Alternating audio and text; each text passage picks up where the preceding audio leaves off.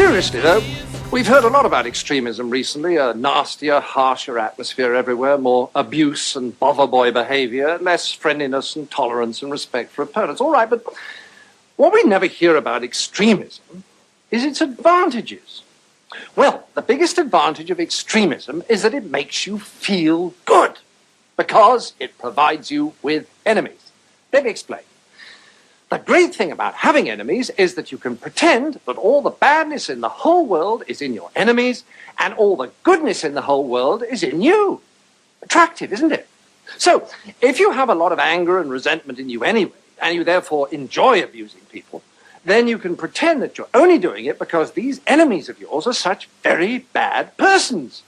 And that if it wasn't for them, you'd actually be good-natured and courteous and rational all the time. So, if you want to feel good, become an extremist. Okay, now you have a choice. If you join the hard left, they'll give you their list of authorized enemies. Almost all kinds of authority, especially the police, the city, Americans, judges, multinational corporations, public schools, furriers, newspaper owners, fox hunters, generals, class traitors, and, of course, moderates. Or, if you'd rather be an extremist on the hard right, no problem, fine, you still get a lovely list of enemies, only they're different ones. Noisy minority groups, unions, Russia, weirdos, demonstrators, welfare sponges, meddlesome clergy, peaceniks, the BBC, strikers, social workers, communists, and, of course, moderates.